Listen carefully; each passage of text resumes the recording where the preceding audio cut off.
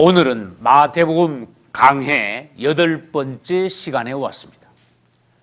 우리는 이 시간에 같이 마태복음 1장 18절 이하 끝절인 25절까지 같이 읽었습니다. 그런데 이 18절 바로 앞에 보면은 바벨론으로부터 돌아온 사람들에 관한 기사가 있습니다. 바벨론, 이것은 하나님께서 이스라엘을 징계하기 위하여 사용한 나라가 바벨론입니다. 우리는 오늘 읽은 예수 그리스도의 족보에서 어디까지가 왕족 시대이며 어디서부터 바벨론으로 포로되어 간 세대이며 또 누구 때부터 시작하여 바벨론에서 돌아온 세대인가에 관하여 대강은 알아야 합니다. 아브라함과 다윗의 자손 예수 그리스도의 세계라, 아브라함이 이삭을 낳고, 여기서부터는 족장들의 세대이며 족장들의 이름입니다. 그러면 족장들의 세대와 족장들의 이름은 어디서 끝이 납니까? 다윗에 가서 끝이 납니다. 왜 그렇습니까? 다윗부터는 왕이 있습니다. 왕정시대, 열왕시대다 그 말입니다. 다윗부터 시작하여 계속 내려가다가 11절에 가면 바벨론으로 이거할 때, 이것은 사로잡혀 갈 때 그 말입니다. 요시야는 여고냐와 그의 형제를 낳으니라. 여기서 요시야가 바벨론으로 잡혀간 사람은 아닙니다. 요시야가 낳은 여러 형제들이 바벨론으로 잡혀간 이스라엘의 마지막 왕들입니다. 마지막 왕 한 사람만 바벨론으로 잡혀간 것이 아닙니다. 시드기야가 남유다 왕국의 마지막 왕인데 그도 바벨론으로 잡혀갔고, 시드기야 앞에 있는 여호야긴, 그 앞에 있는 여호야김 모두 다 바벨론으로 잡혀갔습니다.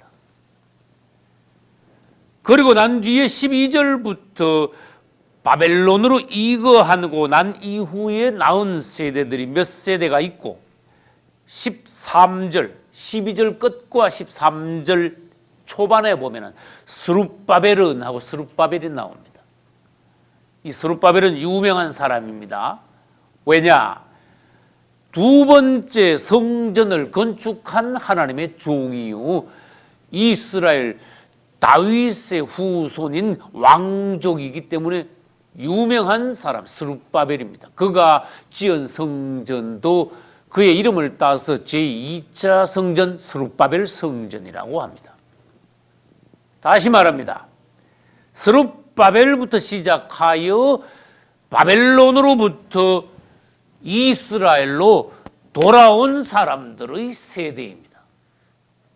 이들이 돌아온 세대의 끝에 가서 예수 그리스도께서 나십니다. 할렐루야.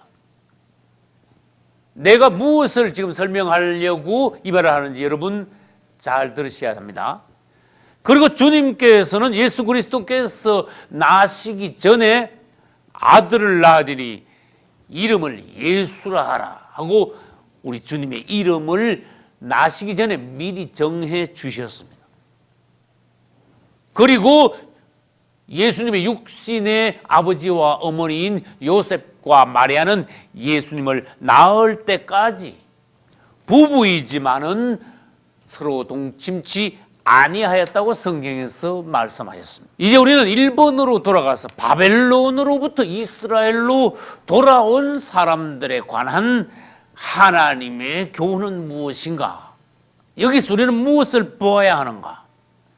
이 사람들이 돌아와서 아까 말씀드린 대로 첫째, 이스라엘의 무너진 성전을 재건축했습니다. 할렐루야. 사람들이 바벨론으로 포로되어 잡혀갔을 때는 예루살렘이 완전히 초토화되었습니다. 황무지였습니다. 심지어 성경에서는 그 당시 70년 동안 그 화려하던 세계 최고의 도시였던 솔로몬 성전이 서 있던 그 도시가 짐승들의 놀이터가 되었다고까지 성경에서 말씀하셨습니다. 얼마나 비참합니까? 오늘날 상상해 보십시오. 예를 들어서 세계적으로 유명한 교회가 있었다. 그 교회가 타락하여 하나님으로부터 심판을 받았다. 그 교회는 무너지고 그 자리가 황무지가 되었다. 이것은 참으로 불행한 역사입니다. 그런데 이 바벨론으로 포로되어 갔던 사람들이 돌아옴으로 하나님의 새 역사가 시작되었습니다. 이스라엘은 회복되었습니다. 그들은 다시 하나님의 복을 받기 시작했습니다. 성전이 두 번째로 지어지게 되었다는 것입니다. 할렐루야. 설명을 더 드리면 이스라엘에 성전이 있을 때는 하나님께서 그들을 축복하시는 시대이고, 이스라엘의 성전이 없을 때는 바로 말해서 그들이 저주받은 시기입니다. 우리 안이 그분을 모시는 살아있는 성전이 되어야 합니다. 할렐루야. 우리가 겉모양만 그리스도인이 아니라 우리 안에 예수 그리스도께서 계셔야 우리는 실제적인 하나님이 인정하시는 교회가 됩니다. 성전이 됩니다. 할렐루야. 예수 그리스도를 입으로만 믿고 내 중심에 예수가 없다면, 이스라엘로 말하면은 성막에 또는 성전의 지성소 안에 뭐가 없다는 거예요? 법궤, 증거궤가 없다는 것입니다. 그것을 다른 말로 껍데기라 그럽니다. 그것을 오늘 신약적으로 말하면 가라지 또는 쭉정이라고 말합니다. 예수 그분이 안에 없다면, 지성소에 법궤가 없다면 모두 다 쭉정이요 헛것이라는 것입니다. 그런데 이스라엘이 하나님의 은혜로 바벨론 포로에서 돌아와 두 번째 성전을 건축했습니다. 주님을 찬양합니다. 하나님이 그들을 용서하신 것입니다. 그 다음 그들이 성전만 건축한 것이 아니라 그들의 후손들이 대대 몇 대 더 내려가서 누가 났습니까? 예수 그리스도께서 돌아온 사람들의 후손 중에서 태어나셨습니다. 할렐루야. 이들이 바벨론에 그대로 있었으면 예수님은 예루살렘에서 베들레헴에서 나실 수가 없었습니다. 다시 말해서 이들이 바벨론에서 이스라엘로 돌아왔기 때문에 하나님이 성경에서 몇천 년 전부터 약속하셨던 이스라엘 유대 땅 베들레헴에서 우리 예수님이 나실 수 있었다는 것입니다. 할렐루야. 우리가 오늘날 신약에 와서도 바벨론 포로 되어 있다면 우리를 통하여 그분은 재림하실 수 없다는 것을 보여주고 있습니다. 그러면 이스라엘이 바벨론으로 포로되어 가는 것은 오늘날 신약적으로 말하면 무엇입니까? 교회가 타락하면 로마 캐톨릭에 잡아먹힌다는 겁니다. 이스라엘이 70년 만에 돌아왔지요.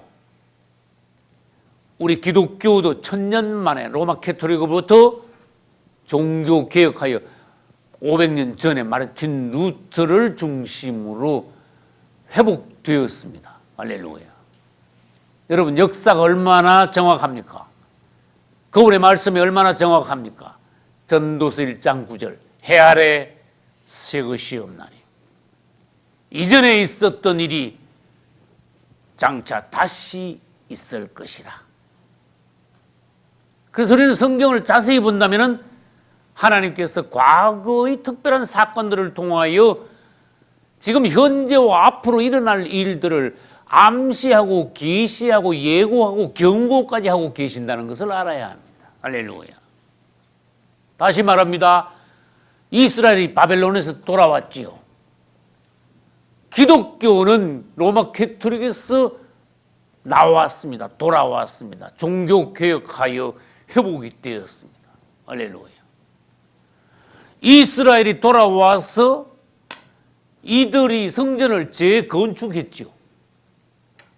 종교개혁 이후에 기독교는 어떻게 되었습니까? 교회가 다시 세워지게 되었습니다. 할렐루야.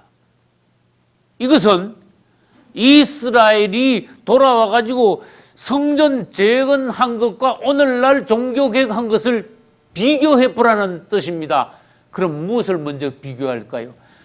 이스라엘이 두 번째 성전이 지어졌다면 첫 번째 성전과 두 번째 성전은 어떻게 차이가 나느냐? 하나님이 똑같이 그 첫 번째 성전과 두 번째 성전을 똑같이 기뻐하시느냐? 다시 말합니다. 첫 번째 성전은 솔로몬 성전, 두 번째 성전은 뭐예요? 스룹바벨 성전. 세 번째 성전은 2000년 전에 예수님이 이 땅에 계실 때 헤롯 성전. 네 번째 성전은 지금 성전이 없습니다. 예루살렘에 장차 적그리스도가 나타나면 그가 유대인들에게 성전을 짓게 할 것입니다. 이것은 그의 인기를 위해서입니다. 그러면 네 번째 성전은 하나님 보시기에 가짜 성전이라는 것입니다. 세 번째 성전도 그분은 마음에 들지 않았습니다. 왜? 이방인 헤롯이 지었기 때문에 그렇습니다. 그러나 이스라엘 사람들은 거기서 하나님께 제사를 드리긴 잘 드렸습니다. 끝이 좋지 않았습니다. 다시 질문합니다. 솔로몬 성전과 두 번째 지어진 스룹바벨 성전이 하나님 보시기에 차이가 있습니까? 없습니까? 차이가 많이 났습니다. 솔로몬 성전은 역사상 가장 놀라운, 하나님이 가장 기뻐하시는 하나님의 성전이었습니다. 그러나 바벨론 포로에서 돌아온 사람들이 성전을 건축했는데 자리는 그 자리야. 무슨 말인지 알겠죠? 지금 예루살렘에 그 회교 사원 말이에요. 그게 그 자리에 지금 서 있는데 얼마나 통탄할 일이냐. 가장 놀라운 교회가 서 있던 자리에 그 교회는 무너지고 그 자리에 절이 세워진다면 어떻게 되겠습니까? 우상의 사당이 그 자리에 세워진다면 우리 마음은 어떻겠습니까? 이스라엘 사람들은 나라는 회복했는데 성전터는 회복을 못했습니다. 아직도 회교사원, 황금돔 사원이라 그래. 그 지붕이 동그랗게 돼가지고 황금색이야. 그래서 황금돔 사원, 오마르 사원, 회교사원, 이슬람교, 그들은 사우디아라비아에 있는 메카와 이스라엘 예루살렘을 2대 성지로 그들은 인식하고 그것을 대단히 중요시 여깁니다. 두 번째, 스룹바벨 성전이 지어졌을 때는 아주 초라했어요. 형편없었어요. 이것은 무엇을 의미합니까? 하나님께서 보시기에 그만큼 이스라엘은 하락을 해서 회복은 되었지만은 전혀 예전에 하나님의 영광을 나타내지는 못했다. 그들이 온전히 하나님 앞에 다시 세워지지는 못했다. 점수가 형편없었다고 말이에요. 돌아오긴 돌아왔으되. 그럼 이것을 오늘날 교회에다가 우리들이 대입하고 적용해 볼 수 있어야 합니다. 기독교는 중세 1000년 동안 캐톨릭에 잡아먹혀 있었습니다. 1000년 동안 기독교는 말살되었습니다. 캐톨릭이 자기들이 기독교라고 자처했습니다. 심지어 캐톨릭은 자기들을 오늘날 기독교라고 하며 자기들을 이름 뒤에다가 교회라고 합니다. 하나님께서 뭐라 하시겠습니까? 이 캐톨릭이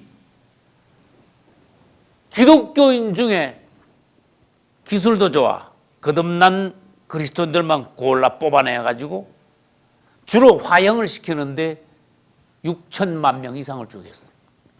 교회를 어지럽히는 자들을 그냥 둘 수 없다 해가지고 일반 범죄자들을 잡아다 죽인 게 아니고 온전한 거듭난 주님을 최고로 이 땅에서 사랑하는 그리스도인들만 잘 뽑아냈어요. 뽑아내가지고 6천만 명 이상 죽인 것입니다. 이것은 아무도 부정할 수 없는 역사적인 사실입니다. 기독교회사에 기록되어 있는 것입니다. 자, 그러면 여기서 무엇이 중요하죠? 이 로마 캐톨릭에서 500년 전에 마르틴 루터를 위시하여 종들이 일어나 종교를 개혁했습니다. 그것이 바로 바벨론에서 돌아와 2차 성전을 지었지만은 초라했던 것처럼 종교가 개혁이 되었지만은 예전의 교회하고는 턱없이 비교가 안 되더라고요. 하락했더라고요. 그럼 질문합니다. 솔로몬 성전은 스룹바벨 성전보다 나았습니다. 그러면 기독교로 말해봅시다. 종교개혁한 교회를 스룹바벨 성전과 비유한다면 솔로몬 성전은 기독교로 말하면 뭐와 비유할 수 있습니까? 초대교회와 비유할 수 있습니다. 종교가 개혁이 되었지만 초대교회 시대, 즉 성경의 사도행전의 그 놀라운 성령 충만했던 시대와 비교하면 종교개혁 시대의 교회는 나쁘게 말해서 그건 교회도 아니다 그런 뜻이에요. 그런데 하나 더 놀라운 거는 500년 전에 종교개혁했는데 하나님께서 보시기에 너희들은 실패한 개혁교회야. 너무너무 초라해. 살았다 하는 이름은 가졌으나 너는 죽은 교회야. 우리는 4대 교회로 비유되는 종교개혁 시대가 실패한 교회 시대라는 것을 알아야 합니다. 그럼 중요한 건 무엇입니까? 500년 전에 종교개혁했는데 그때부터 서서히 올라가면 다행인데 또 내려간 거야. 지금은 500년 전에 4대 교회 시대보다도 더 나쁜 교회 시대입니다. 말세교회, 다른 말로 마지막 7번째 라오디게아 교회 시대입니다. 여러분, 아시아에 7교회가 있었습니다. 그 중에 최악의 교회가 마지막 라오디게아 교회입니다. 그 다음에 최악의 교회가 두아디라 교회입니다.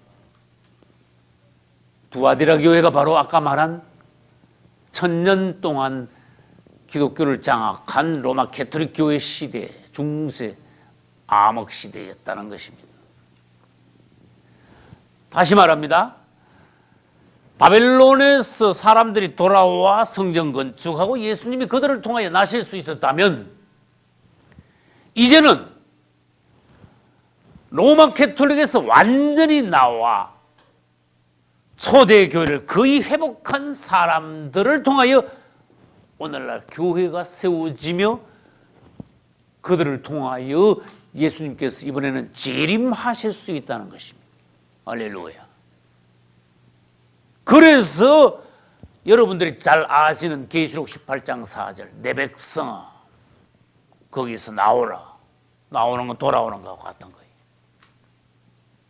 큰 성 바벨론에서 나오라고 계시록 18장에서 말씀하셨어요. 여러분 앞뒤를 읽어보십시오. 이것은 세상에서 나오라고 하신 말씀하고 차원이 다릅니다. 바벨론, 큰 성 바벨론에서 나오라는 것은 신약적으로 말하면 이미 계시록 18장에 와 있습니다. 큰 성 바벨론은 로마 제국과 로마 캐톨릭을 말합니다. 이것이 합쳐지면 큰 성 바벨론이 됩니다. 이스라엘은 구약의 바벨론에서 돌아왔죠. 오늘날 교회는 신약의 바벨론인 로마 캐톨릭에서 나와야 된다는 것입니다. 그래서 온전히 로마 캐톨릭의 물을 먹지 않은 캐톨릭주의 사상에 물들어 있지 않는 그들의 신학에 물들어 있지 않는 그들의 모든 예배 행위에 따라가지 않고 물들어 있지 않는 완전히 초대교회를 회복하려는 그러한 이 시대의 종들이 돌아온 사람들이. 할렐루야. 그러나 문제는 무엇입니까? 여러분, 어떤 사람이 이제 전도를 받고 교회에 출석하기 시작했다 합시다. 이 사람은 아무것도 몰라요. 천주교 있는 걸 그대로 가르쳐도 아무것도 모르고, 초대교회 시대 그대로 가르쳐도 그게 그런 줄 알고, 틀리게 가르쳐도 그게 그런 줄 알고. 그래서 오늘날 한국 기독교의 많은 성도들, 심지어 대부분의 성도들이 처음에 입교해서부터 시작하여 뭔가 잘못된 것을 배우기 시작하여 그게 옳은 건 줄 알고 있는 것이 많다 그거예요. 그래서 우리는 오늘날 기독교가 로마 캐토릭에 물들어 있다, 빠져 있다, 종교개혁을 온전히 못하고 기흥아 같은 그러한 모습의 기독교를 이루고 있다는 것을 우리는 알아야 합니다. 그래서 주님은 내 백성아 거기서 나오라. 할렐루야. 유대교가 완전히 썩어버렸다면 2000년 전에 주님은 유대교를 완전히 뒤집어 개혁하시려고 생각하지 않으셨습니다. 의도하지 않으셨습니다. 유대교는 그냥 버려버린 거예요.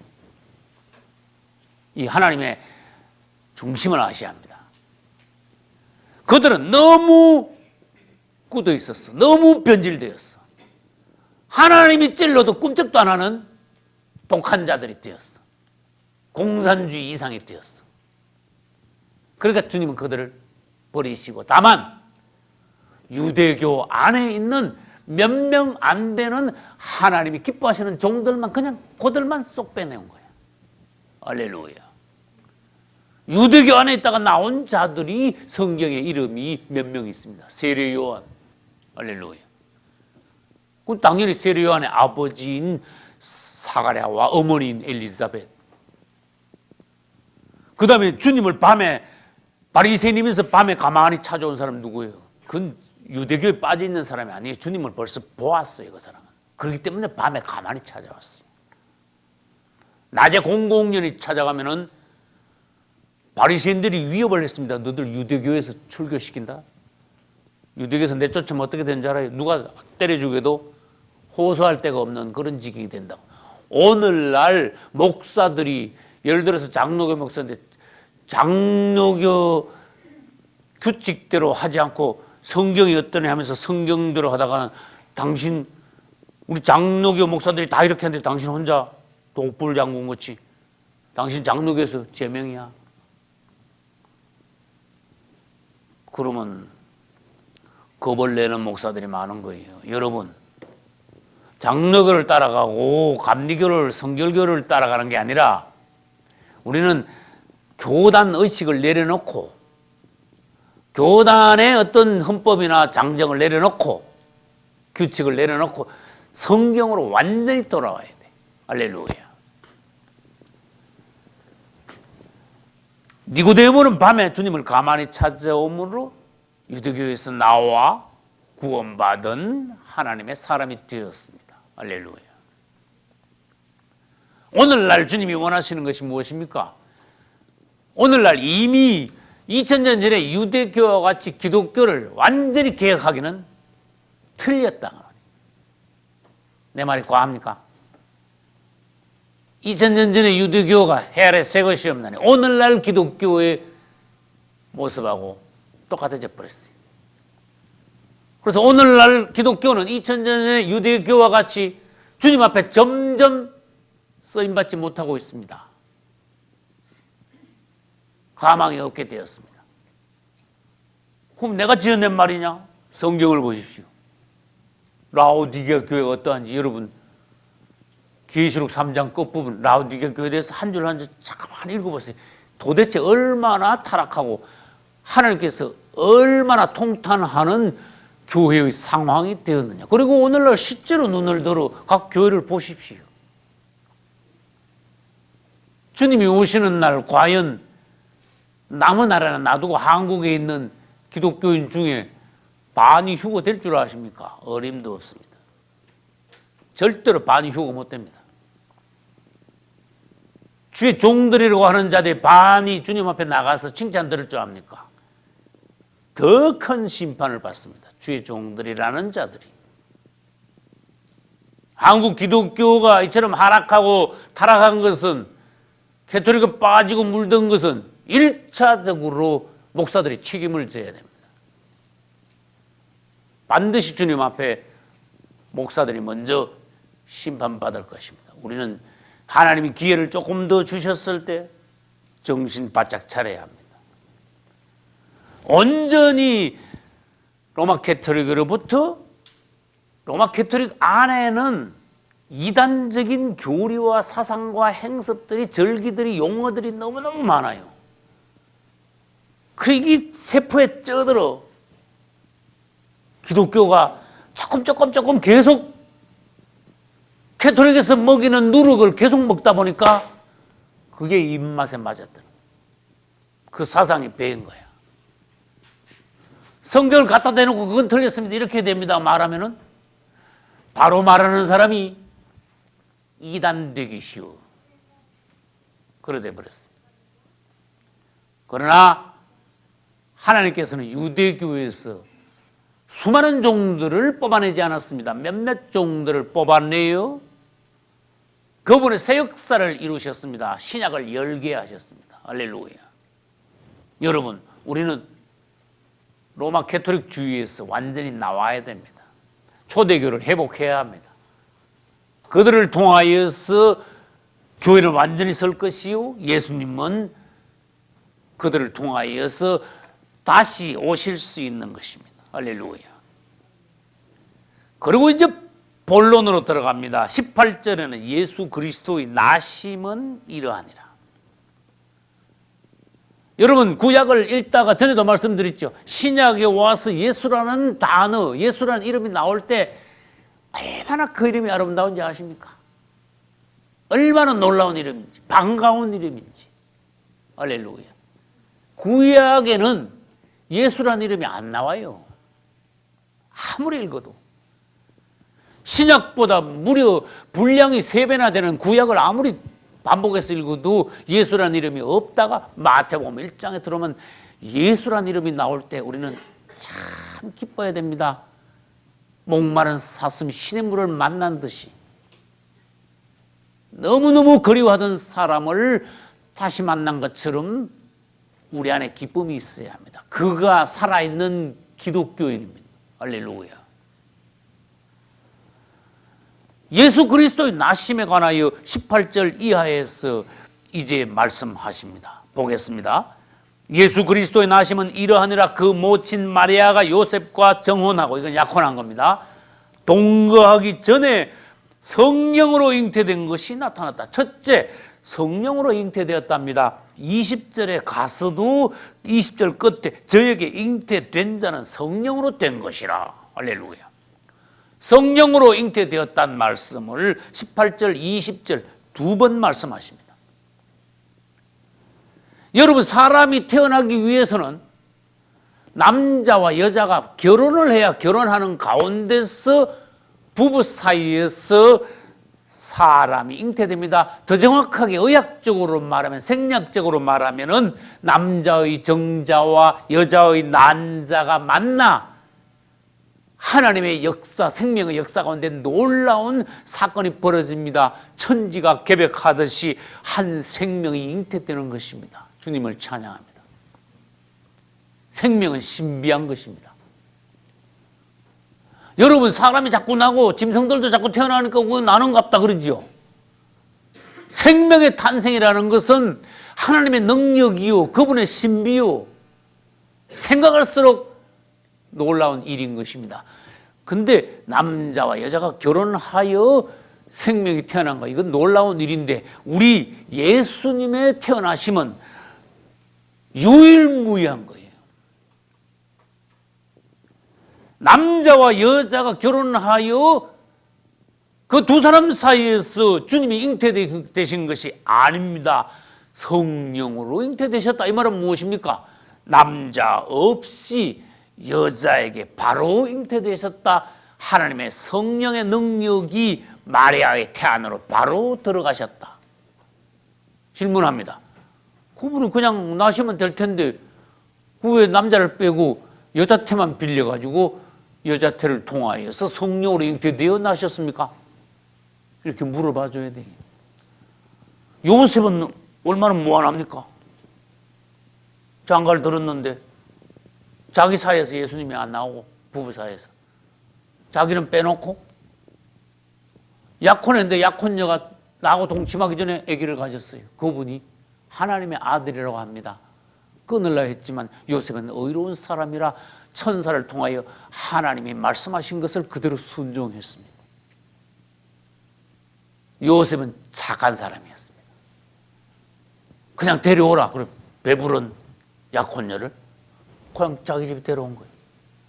오늘날 같으면 난리 났겠죠. 한국 사람 같으면 말이 얼마나 많겠습니까? 그 안에 예수님이 계시는데도. 그리고 이 요셉은 참 착합니다. 네 번째, 예수를 낳기까지 동침지 않았습니다. 얼마나 착합니까? 이제 우리 예수님이 태어나신 것은 하나님의 놀라운 능력입니다. 비밀입니다. 신비한 것입니다. 여러분, 정자 없이 바로 우리 예수님의 성령이 마리아의 난장으로 바로 들어가신 거예요. 할렐루야. 왜냐? 이 땅에 있는 모든 남자들의 정자 안에는 죄가 포함되어 있습니다. 아담의 후손들이기 때문에. 여러분, 모든 사람들은 아담의 후손입니다. 원죄를 가지고 태어났습니다. 죄의 자손들입니다. 그 죄의 씨가 어디 있는데? 남자의 정자 안에 들었단 말이에요. 왜? 정자 안에 있으니까 그 정자를 통해서 난자하고 만나가지고 자식을 놓으면 놓을수록 다 뭐예요? 그 죄의 씨가, DNA가 그대로 전달된다고 말이에요. 그래서 아담의 후손들은 악한 것을 가르치지 않아도, 죄를 가르치지 않아도 저절로 죄를 짓게 되어 있어. 왜? 그 DNA 인자 안에 죄의 속성이, 원죄의 본성이 들어있기 때문에, 타락한 인간성을 가지고 있기 때문에 사람의 육체 안에는 아담 이후로 사단의 인격이 들어있기 때문에 육체 안에. 그래서 우리 예수님은 남자의 정자를 배제하셨습니다. 난자는 아무 이상 없습니다. 그래서 난자 안으로 바로 들어가셨습니다. 주님을 찬양합니다. 하나님의 생명, 하나님의 씨가 여자의 태 안으로 들어가셨다는 것입니다. 그런데 우리는 여기서 뭘 알아야 되는가 하면은 적그리스도는 그럼 어떻게 태어나느냐? 우리 예수 그리스도는 성령으로 잉태하신 분입니다. 그런데 이 적그리스도는 악령으로 잉태되는 자입니다. 하나님이 이 세상에서 제일 깨끗한 마리아의 태를 빌려 예수 그리스도로 나셨다면, 사단은 이 세상에서 가장 더러운 여자의 태를 통하여 적그리스도로 앞으로 사람이 되어 나타난다는 것입니다. 다른 방면에서 다시 보겠습니다. 우리 주님은 요셉에게서 나지 않고 마리아에게서 나셨다는 이 사실이 중요한 거예요. 그래서 아까 남자들 정자 안에는 죄의 DNA가 있다고 말씀드렸습니다. 우리 예수님은 성령으로 잉태되셨는데 여자에게서 나셨다, 이런 용어를 쓰셨습니다. 어디에 있습니까? 16절로 다시 올라갑니다. 야곱은 마리아의 남편 요셉을 낳았으니, 요셉은 마리아의 남편입니다. 그런데 요셉과 마리아 사이에서 그리스도가 나셨다, 예수가 나셨다, 그렇게 말씀하시지 않았어요. 요셉은 빼버렸어요. 마리아에게서 그리스도라 칭하는 예수가 나시니라. 할렐루야. 여러분, 여기 밑줄을 쳐주셔야 돼요. 마리아에게서 예수가 나시니라. 깜짝 놀라야 돼요. 아, 요셉이라는 남자는 배제되었구나. 그분은 남자를 통하여 나신 분이 아니시구나. 성령을 통하여 성령으로 그냥 여자의 태를 빌려서 육체를 입고 오신 분이구나. 할렐루야. 그래서 그분은 여자에게 나셨어요. 그 다음 1장 23절로 넘어가면 이 부분을 다시 구약시대에 이사야가 쓴 7장 14절의 말씀을 인용하여 강조하십니다. 보라, 처녀가 잉태하여 아들을 낳을 것이요 그 이름을 임마누엘이라 하리라. 할렐루야. 처녀가 잉태하여 아들을 낳을 것이라고 이미 2700년 전에 예언을 하셨습니다. 할렐루야. 그래서 그 처녀가 실제적으로 누구입니까? 마리아입니다. 마리아를 통하여 예언하신 여자를 통하여 주님은 나셨다는 것입니다. 이것은 결론적으로 무엇입니까? 하나님이 오신 것입니다. 맞죠? 사람이 사람의 자손을 낳은 것이 아니라 하나님이 사람을 입고 오신 것을 우리에게 보여주신 것입니다. 그래서 남자가 배제됐다는 것입니다. 여기서 우리는 뭐하고 또 연결시켜야 되는가 하면 창세기 3장 15절로 가야 됩니다. 한번 찾아보시기 바랍니다. 아담과 하와가 에덴 동산에서 범죄했을 때 하나님께서는 아담을 꾸짖으시고 그 다음에 하와도 꾸짖으셨습니다. 뱀도 저주하셨습니다. 그리고는 창세기 3장 15절에서 주님은 예수 그리스도에 관하여서 창세기에서 벌써 말씀하십니다. 내가 너로, 이때 너는 뱀입니다. 사단입니다. 여자와 원수가 되게 하고 너의 후손도, 이것은 사단의 후손을 말해. 여자의 후손과 원수가 되게 하려니 여자의 후손은 내 머리를 상하게 할 것이요 너는 그의 발꿈치를 상하게 할 것이니라. 발꿈치 상하는 것은 예수님이 십자가에서 잠시 죽으셨던 사실을 말하고 있습니다. 여기서 예수님은 누구십니까? 창세기 3장 15절에서 예수 그리스도, 그분은 여자의 후손이시다. 할렐루야. 그분은 여자의 후손으로 오셔 마귀의 머리를 박살내셔야 합니다. 할렐루야. 그리고 우리를 사단에게서 빼앗아 구원하셔야 하는 것입니다. 할렐루야. 그래서 신약에 와서 그것이 이루어집니다. 갈라디아서 4장 4절에도 그 말씀을 하십니다. 때가 참에 하나님이 그 아들을 보내사 여자에게서 나게 하시고, 할렐루야. 여자에게서 우리 예수님이 나셨습니다. 육체를 입고 오셨습니다. 이것을 우리는 성경에서 경건의 비밀이라고 하십니다. 디모데전서 3장 16절. 그도다 경건의 비밀이요. 할렐루야. 제가 디모데전서 3장 16절을 읽어보겠습니다. 그도다 경건의 비밀이요. 그렇지 않다느니 없도다. 그는 육신으로 나타난 바 되시고, 밑줄 치시기 바랍니다. 경건의 비밀이 첫 번째 사항이 육신으로 나타나신 바 되셨다. 할렐루야. 그분은 영으로 의롭다 하심을 입으시고, 그 다음 천사들에게 보이시고, 또 만국에서 전파되시고, 그리고 세상에서 믿음 받으시고, 마지막으로 영광 가운데서 올리우셨습니다. 할렐루야. 우리 주 예수님을 찬송합니다.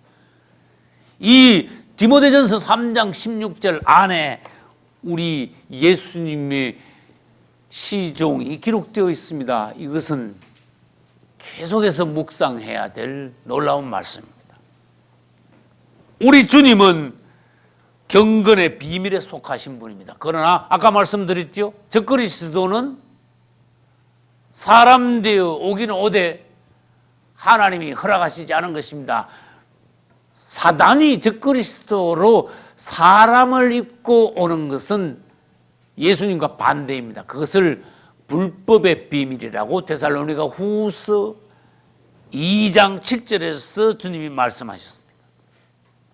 불법의 비밀이 이미 활동하였으나 그 선을 주님께서 때가 될 때까지 성령으로 억제하고 누르고 계신다 그랬어요. 여러분, 이 성경이 쓰여질 2000년 전에 벌써 적그리스도의 영이 이 땅에 활동했었다고 말입니다. 이것도 대단히 어려운 부분입니다. 결론적으로 말해서 사실 적그리스도의 영은 2000년 전에 벌써 역사했습니다. 적그리스도가 2000년 전에 육신을 입고 이 땅에 왔다가 무지경으로 다시 내려간 놈이다, 그런 뜻입니다.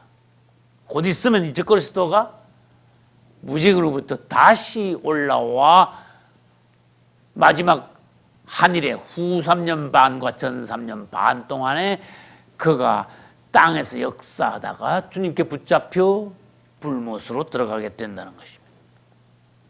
적그리스도는 불법의 비밀입니다. 그 다음, 우리 하나님께서 예수님으로 이 땅에 오신 것을 다른 용어, 신학적인 용어로 해서 성육신이라고 말합니다. 그러면 질문을 하면 여러분 대답할 수 있어야 됩니다. 성육신이 뭡니까? 그러면 하나님께서 육체로 오심, 육체가 되심. 여러분, 지금 내가 말하긴 되게 쉽죠. 근데 나는요, 이 성경을 묵상하다가 혼자 깜짝 놀랐어. 세상에 이런 일이 있을 수 있냐? 우리 그 놀라운 하나님이 2000년 전에 어느 날 유대 땅 베들레헴에서 사람이 되어 그분은 태어나셨어요. 33년 반 동안 이 땅에 실제로 살아계셨어요. 그분은 십자가에 가셔서 십자가에서 육체를 벗으시고 3일 만에 부활하실 때 이제는 이전의 육체가 아니라 신령한 몸, 높은 몸, 영광의 몸으로 다시 부활하셔 하늘로 올라가셔 만왕의 왕이 되셨습니다. 할렐루야. 하늘로 올라가신 그분이 여러분 안개가 된 줄 아십니까? 아닙니다. 예수님에 대해서 구체적으로 아시기 바랍니다. 그분이 올라가서 어떻게 안개가 됩니까? 그분은 실제로 계셨던 분입니다. 실제로 살아나셨습니다. 신령한 몸이지만 또 희한합니다. 만질 수도 있습니다. 식사도 하셨습니다. 희한하지요. 우리 몸이 그렇게 될 것입니다. 그분은 제자들과 많은 사람들, 수백 명이 보는 가운데서 하늘로 올라가셨습니다. 할렐루야. 다시 말합니다. 그분은 하늘에 올라가서 안개같이 흩어진 분이 아닙니다. 하늘 보좌에 앉아 계십니다. 할렐루야. 그분이 앉아 계시던 그분이 그대로 우리 앞에 다시 오실 날이 가까이 왔습니다. 할렐루야. 이건 꿈꾸고 있는 것이 아닙니다. 누구를 희롱하고 있는 것이 아닙니다. 유혹하는 것이 아닙니다. 실제로 예수 그리스도 그분은 다시 오실 분이십니다. 심판을 하실 것입니다. 우리를 구원하실 것입니다. 원수들을 처리하실 것입니다. 그분의 왕국을 실제로 1000년 동안에 이 땅에 세우 그분이 실제로 통치하실 것입니다. 우리는 그분 밑에서 작은 왕들이 될 것입니다. 할렐루야. 나는 지어내서 말 못합니다. 성경에 있는 것을 나는 연구하여 성경에 있는 것을 나는 그대로 전합니다. 내 자신이 이것을 100% 믿기 때문에 100% 확신을 가지고 나는 하나님의 성경의 말씀을 증거할 수 있습니다. 할렐루야. 그분이 다시 오신다니까요. 이제 우리는 아까 성육신 하다가 이렇게 됐습니다. 성육신을 또 다른 의미로 말하면 우리 하나님께서 육체 안에 들어오신 거예요. 할렐루야. 우리 하나님이 육체가 되어 나타나신 것입니다. 그래서 아까 뭐라 그랬어요? 디모데전서 3장 16절에서 그것을 경건의 비밀이라고. 하나님이 육체로 나타나셨다. 육체 안에 들어오셨다. 하나님께서 사람의 혈육을 입고 이 땅에 나타나시는데 얼마나 놀라운 일이냐, 그분의 비밀이냐. 마귀도 깜짝 놀랄 일이다. 하나님이 사람과 하나가 되셨다. 할렐루야. 여러분 놀라야 됩니다. 하나님과 사람이 하나가 되셨다는 것은 맞죠? 그분이 육체 안에 오셨으니까 사람과 하나님이 연합이 되신 거예요. 그러면 반대로 말해볼까요? 아, 우리가 하나님과 하나가 될 수 있구나. 우리 예수님과. 할렐루야. 하나님이 사람 되셨고 사람이 하나님같이 될 수 있다는 것이. 왜? 우리가 하나님의 자녀들이니까. 부모가 자녀를 낳으면은 그 자녀는 부모의 DNA를 딱 받아서 나옵니다. 말하자면 똑같습니다. 우리 자신이 하나님은 아니지만 하나님과 같게 된다는 것입니다. 할렐루야. 그래서 창조할 때부터 하나님께서는 사람을 벌써 안팎으로 하나님의 형상 그대로 만들었습니다. 주님을 찬양합니다.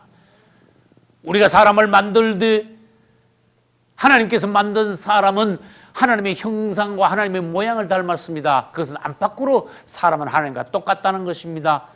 그러나 사람은 잠시 타락했었지만 이제 예수 그리스도를 믿고 그분의 성령이 우리 안에 다시 들어오면 다시 2000년 전의 성육신의 역사가 오늘날 우리에게 일어나는 것입니다. 성육신은 2000년 전에만 있었던 것이 아닙니다. 오늘날 우리가 예수 그리스도를 믿을 때 하나님과 우리가 하나 될 때 우리 안에서 성육신의 기적, 경건의 비밀이 다시 일어나는 것입니다. 할렐루야.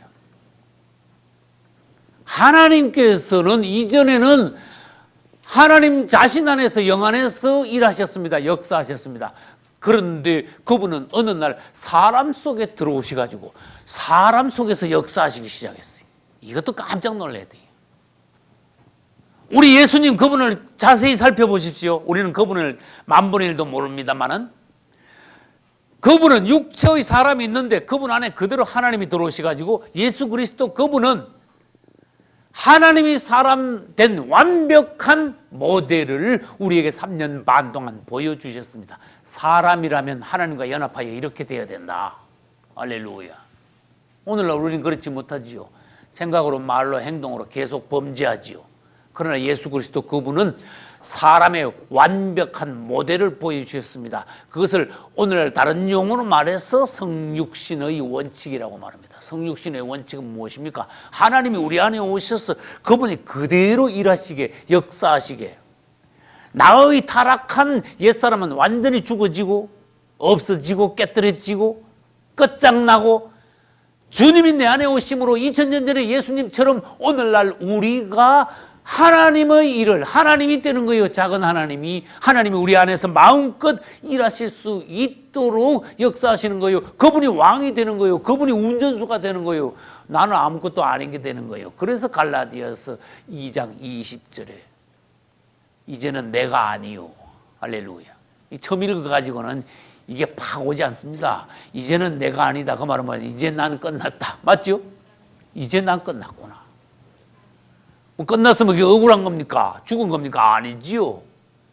옛사람 타락한 더럽고 악한 마귀 종로로 타던 그 옛날 예를 들어서 술에 쩌들었던 사람, 모든 세상의 악한 일에 엄난에 찌들었던 사람들, 그 다음에 뭐예요? 요즘에 뭐예요? 막 컴퓨터 막 중독된 사람들 막 이상한 거, 또 도박에 중독된 아주 찌들은 옛 사람의 악한 모습을 완전히 끊으면 어떻게 됩니까? 그 사람은 새 사람이 되겠지요. 그렇게 나는 이제 옛 사람이 아닙니다. 끝났습니다. 끝장낸 겁니다. 그러면 그때 고백할 수 있는 말이 뭡니까? 이제는 내가 아니요. 할렐루야. 그렇게 되셔야 됩니다. 내 안에 이제는 그리스도께서 사신 것이라. 내 안에서 그분이 사실 수 있답니다. 이런 용어를 여러분들은 묵상하셔야 됩니다. 이것이 성육신의 원칙과 연관되는 말씀입니다. 할렐루야. 사람들은 나는 예수를 믿기 전과 예수를 믿고 난 뒤에도 나는 나다 하면서 내가 살아가 그냥. 내 생각대로 살아갑니다. 내 방식대로 살아갑니다. 내 습관대로 살아갑니다. 또 남 따라 살아갑니다. 세상 유행 따라 휩쓸려 살아가고 있습니다. 그러나 온전하게 거듭난 사람은 뭡니까? 이제는 끝났다. 내가 아니요. 2000년 전에 예수님처럼 이제는 그분이 내 안에 오심으로 그분이 나를 사시면은 나도 2000년 전 예수님의 모습처럼 오늘날 이 시대에 하나님을 살 수 있는 것이다. 그리스도를 살 수 있는 것이다. 할렐루야. 제가 지금까지 설교 CD를 모아놓은 것이 한 1000편 되는데 지금 생각하니까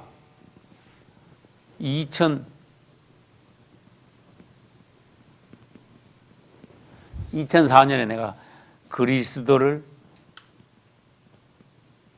살고 누림,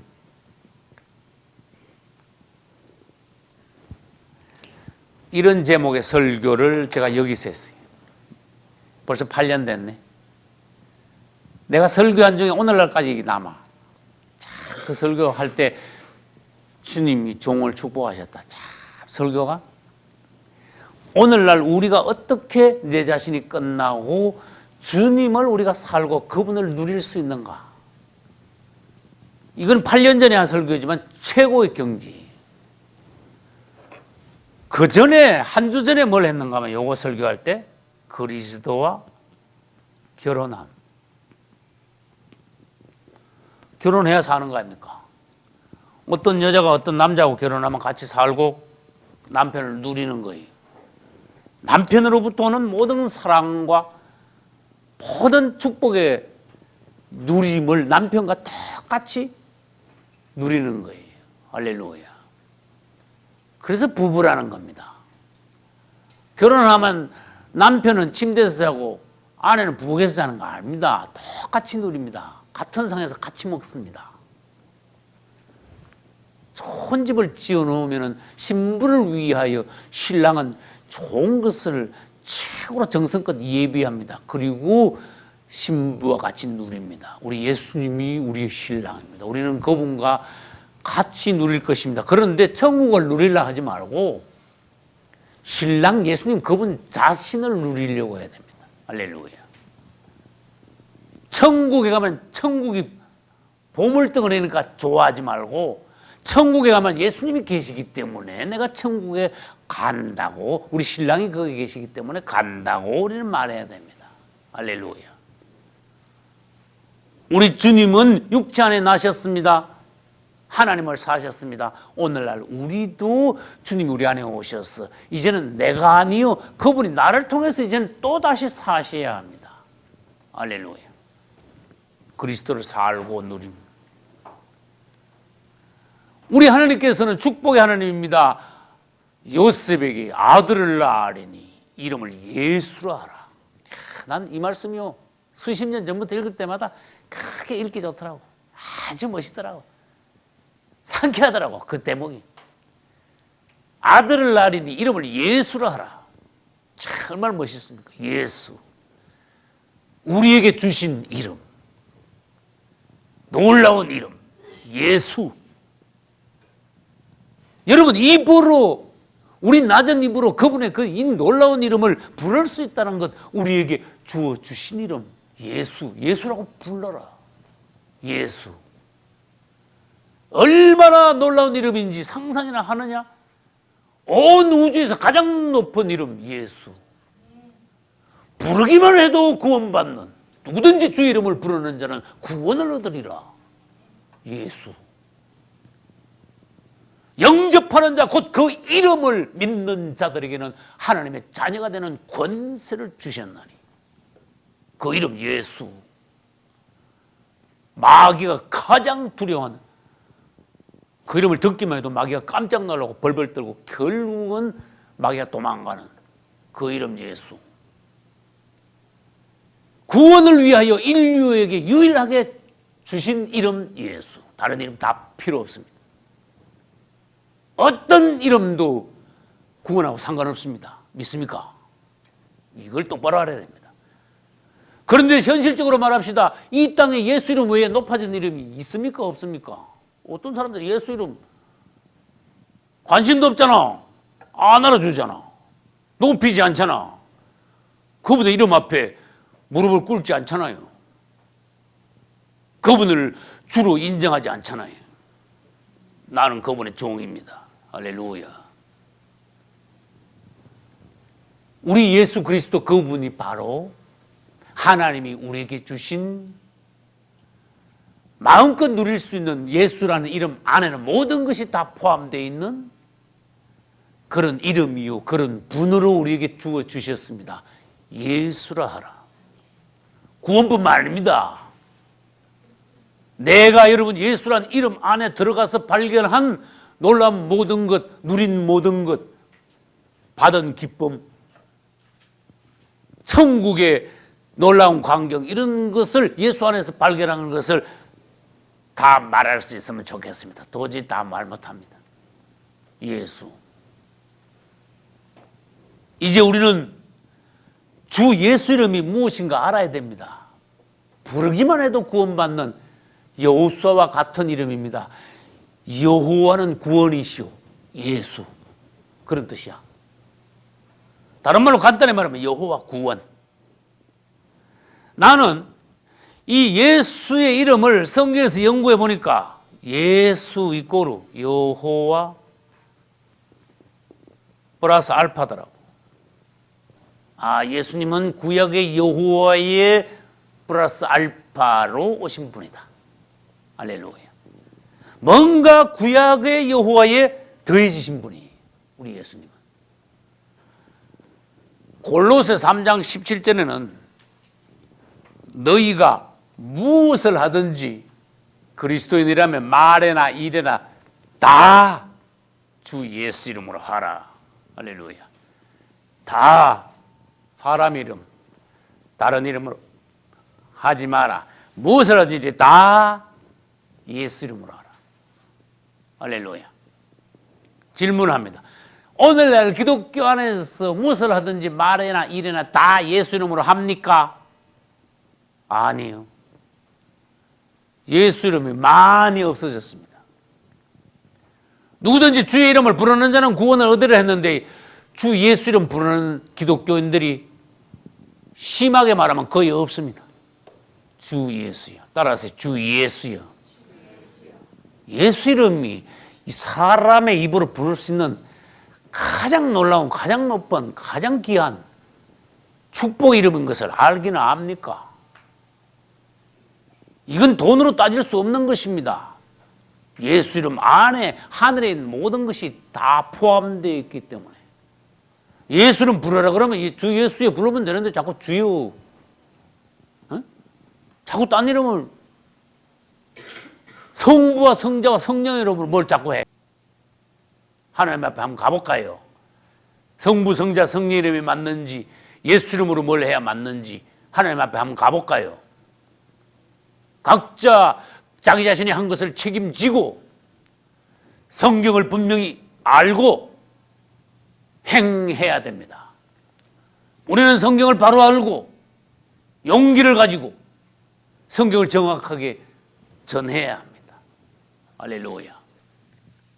이렇게 해서 우리는 8번 만에 마태복음 1장이 끝났습니다. 주님을 찬양합니다. 이제 다음 주부터는 1장을 복습할 부분이 있으면 복습하고 2장으로 넘어가겠습니다. 여러분 모두 다 성경을 바로 하시고 바른 신앙생활 하심으로 승리하시기를 예수님의 이름으로 축원합니다.